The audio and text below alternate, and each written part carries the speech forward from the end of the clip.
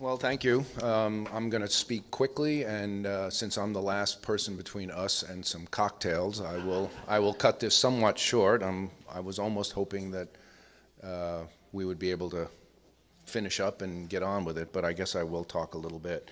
It's important to state first that I'm an advocate, not an expert about restoration agriculture, and that my particular odyssey in understanding it has gone through about a 15-year evolution. And the more I learn about agriculture, the more I realize that we have to do some really serious changing. There's been a lot of conversation at this conference and elsewhere about how our current food culture is not functioning very well. We talk about the disease rates, we talk about all these other things. And it's curious that we should be having this conversation about the future of food. I haven't really heard a whole lot about what that means on the macro level, because I'm going to step way back.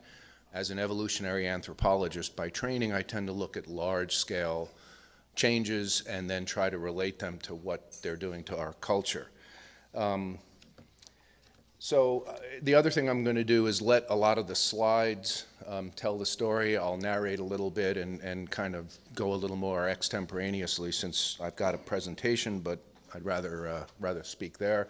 I do want to start by thanking Kim Morrison for her help with these slides. I don't think I could have done this without her.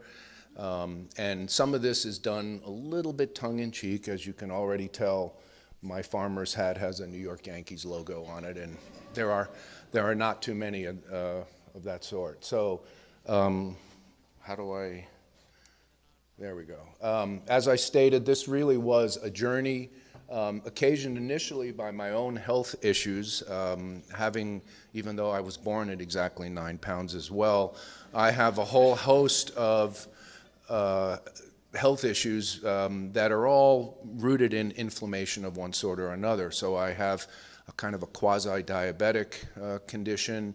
I've had quadruple bypass surgery, so I've had coronary artery disease. I have arthritis, I have a fake hip. I mean, you're talking about quite a huge number of things. And a few years ago, I began to ask myself, what role did diet have in any of these issues, since it's becoming clear that inflammation is related to what we're eating as well as other lifestyle choices.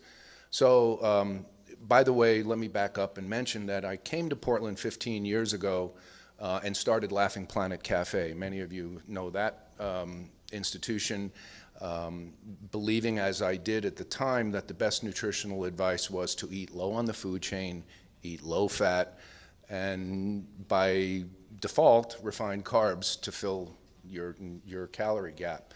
After about 10 years of eating that way, it became clear that this was not leading to a state of health for me, and I began reading about inflammation only to find out that, in fact, red meat was on my list of foods that were prohibited unless they were 100% grass-fed. And this little asterisk at the end of a long list of foods launched my next restaurant, Dick's Kitchen, where we were trying to take grass-fed beef and integrate it into a quick service or diner-style hamburger joint. Not the high end that we've heard so much about, but stuff that was intended to be targeted toward the middle level, not fast food exactly. I had actually been inspired to do this by a comment by Corey Carmen at a meeting, an agricultural conference, that she was concerned not enough people were willing to buy her hamburger, even though she could sell all her top cuts to fine restaurants. And I had just read this stuff about grass-fed beef, and I had been thinking about ways to bring that possibility into a broader price category. And so the light bulb went off. I went and approached her and I said, I'll try your beef. I did. It's amazing. It blew my mind. I hadn't eaten hamburgers for 10 or 15 years. And when I finally realized what I'd been missing and what the health implications were, I decided to launch a whole business around it. We're up to 2 locations now. We're getting ready to open our 3rd in Woodstock, hopefully this April or May. And by the way, before I get too far away, I'm looking for help. So people that want to be involved in this whole nutritional revolution, please contact me afterwards and we'll go on from there. So the beginning of my evolution was learning about really my own personal nutrition, but realizing that these were things that impacted a whole host of other things. This is an interesting one. Actually, let me back up again and ask a few questions. I wanted to first ask you guys some things. How many of you grew up on a farm or near a farm within a mile or two? Okay, not very many. How many of you are currently intimately connected to farming or doing things in that regard? Well, actually, all your hands should go up, because in fact, we're all intimately related to farming, and the way in which we raise our food has a huge impact on these sorts of things. Now, here's another question that it's meant to cause a little trouble.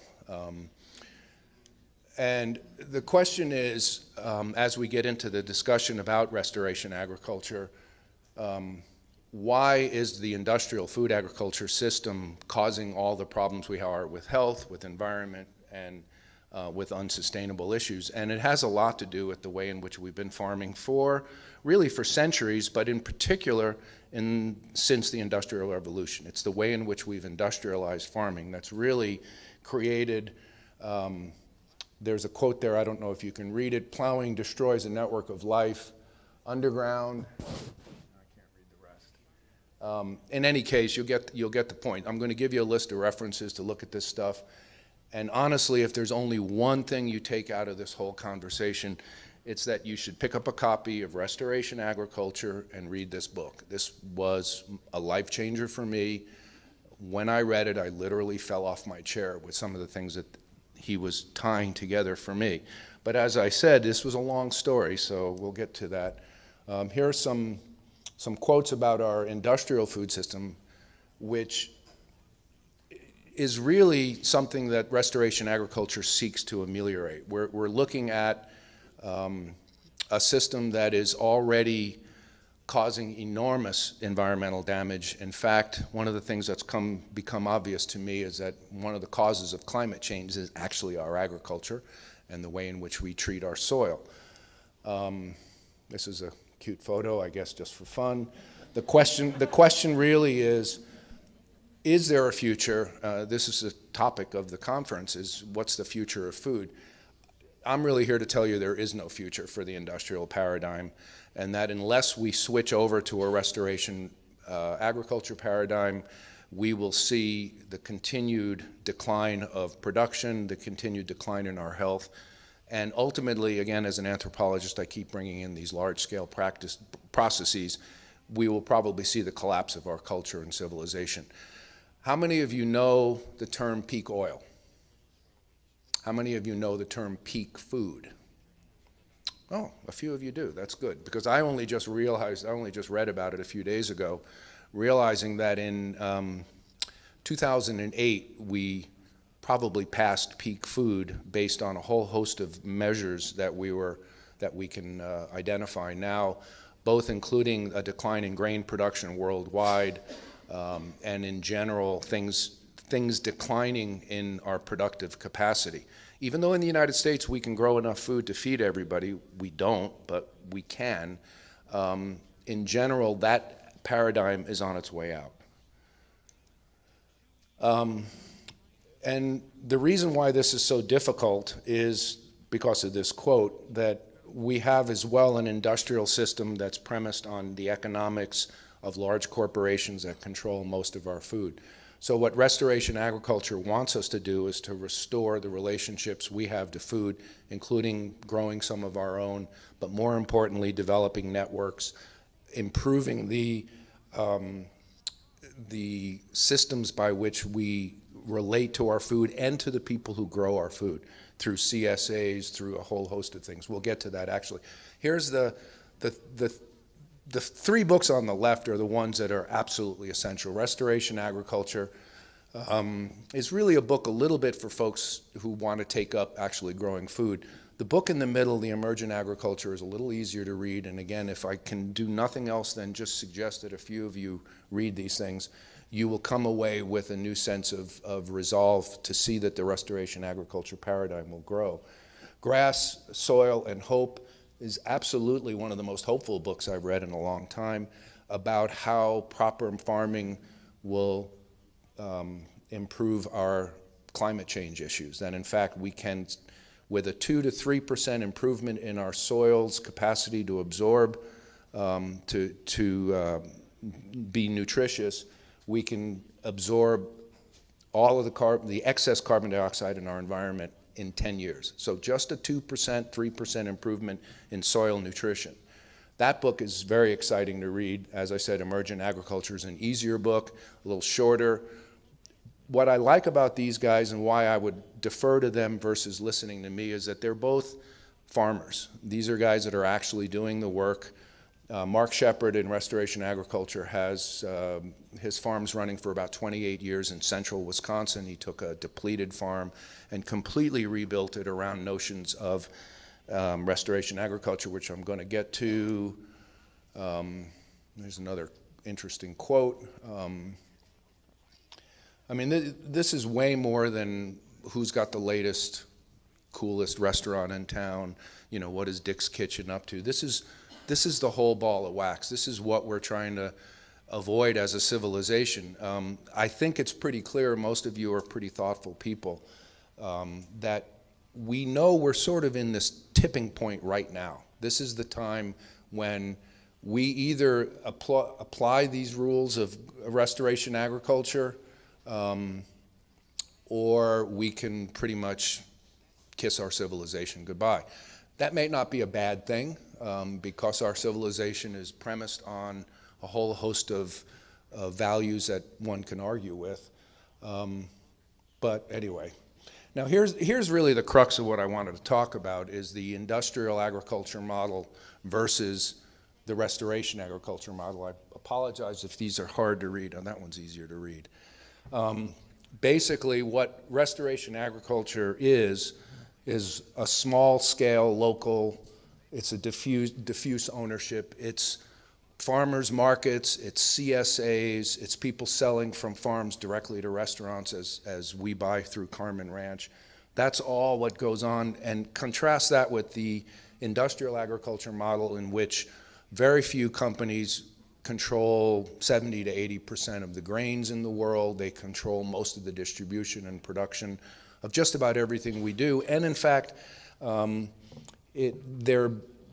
of the processed foods we've been hearing are so demonic are part of an industrial agriculture system. They own, now they're buying land in massive amounts, these big corporations. They own the farm, they own the production facilities, the processing facilities, they own the companies that make the cereal, and they own the supermarkets. So these things are integrated at a global scale. The other thing is that industrial agriculture is premised on annual monocultures and highly processed foods, as I said. The annual monocultures are your classic wheat, corn, soybean crops, and as the quote that the moderator mentioned, as that quote indicates, these annual crops, every civilization that bases itself on annual crops has crashed, and it appears we're about to duplicate that effort, and perhaps in record time, because the industrial agriculture model has really speeded things up quite a bit and has destroyed enormous amounts of productive farmland and destroyed enormous amounts of productive ecosystems. Obviously, the industrial agriculture model relies on industrial pesticides and fertilizers, and the whole relationship to the petrochemical industry is obviously well known. The restoration agriculture piece talks about organic and natural systems of nutrient flow. Basically, somewhere in here, it needs to talk about how restoration agriculture considers farms as ecosystems rather than factories. And that's pretty much the sum total of it all.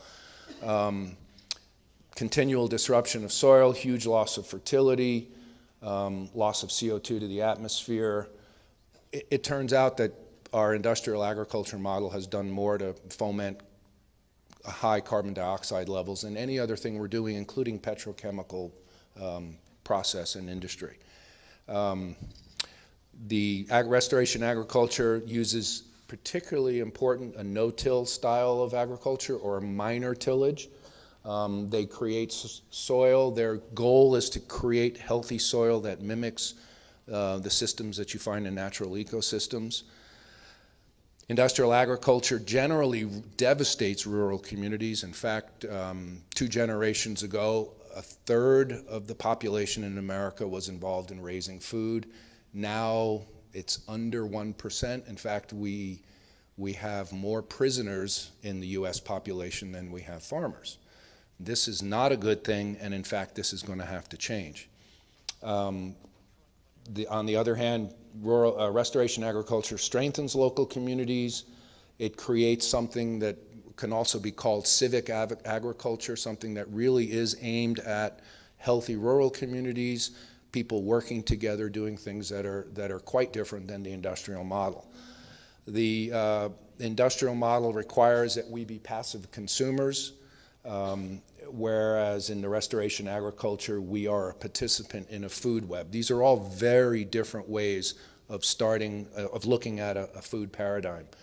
The industrial agriculture also talks about calories. We talk about developing a huge number of calories to feed the world. We don't talk about nutrition very often, which there's been a lot of that conversation with our physician friends who gave talks earlier, that one of the reasons why I believe Dr. Thornburg mentioned that even though we started to see some decline in the rates of disease, we're seeing them come back, and it's all because of the highly processed food, the empty calories that we tend to feed ourselves with.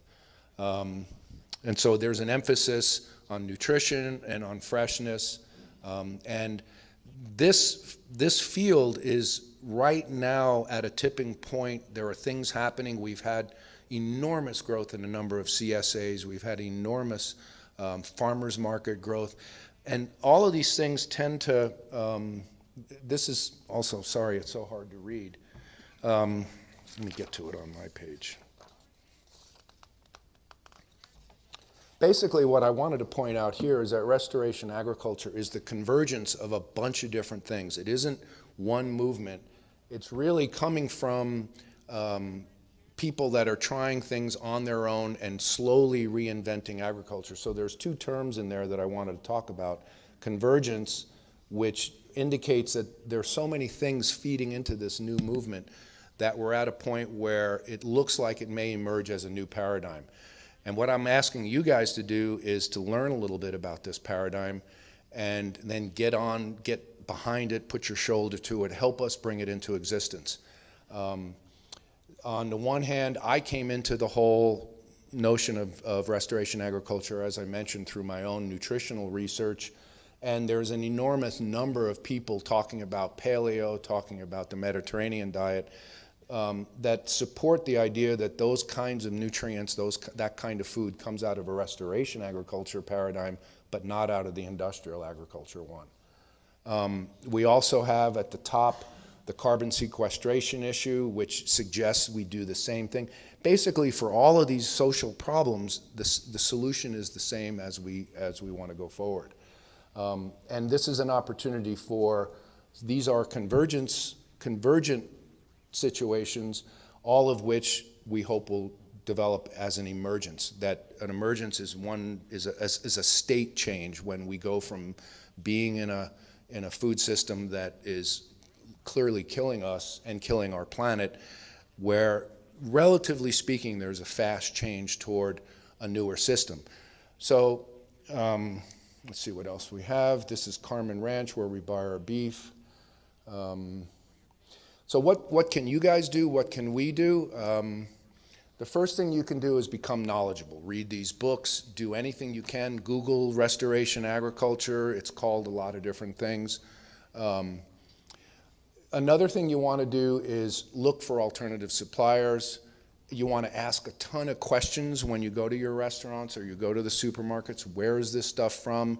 More importantly than where, how is it raised? What kind of processes are they using? There are places and farmers markets and other markets where you can volunteer. Let's see, speak up, say things at Whole Foods and talk about it, but first become knowledgeable that we do have the answer to the biggest problems facing our civilization right now if we can develop the political will and the knowledge to support it. So here I'm giving you kind of bad news at the front end, that there is no future of food as we know it. And yet there's good news. The good news is we have the answers. We actually know what to do to create food in a sustainable way. And this paradigm, it was so mind-boggling. As I said, I fell off my chair when I read it, because everything started to filter together into a coherent theme that if we can just develop the will to make a major paradigm shift. Now, that's not easy, and I would think that the odds are pretty slim that we're going to make that shift as a civilization.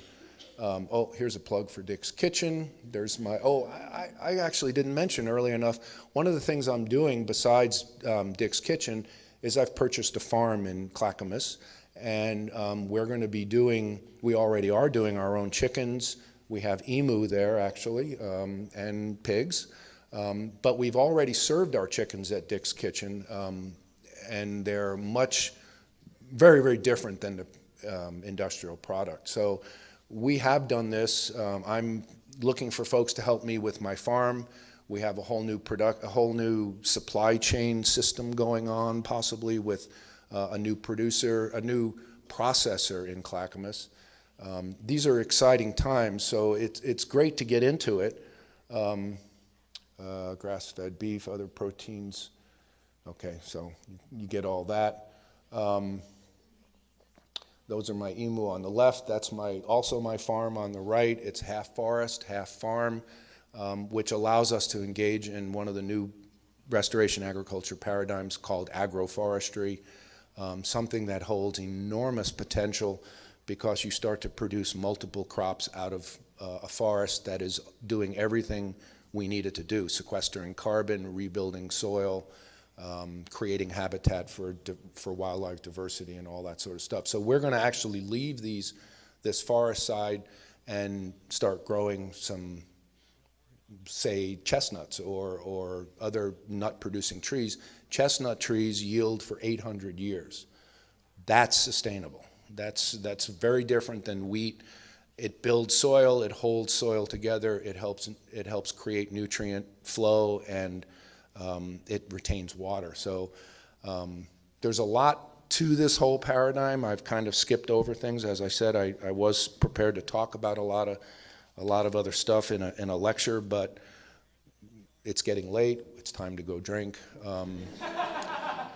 I'm not sure I did a great job of explaining what restoration agriculture is. It's the opposite of industrial agriculture. It's what comes from smaller farms, what you find at farmers markets. These are all people doing it, whether they know that term or not. So maybe we'll come up with a trendier title or something like that. But for now, I wanted to honor Mark Shepard as the guy who's changed my mind. And if 2 or 3 of you people read this book and that light bulb goes on, then this talk will have been worth it. Any questions? Questions?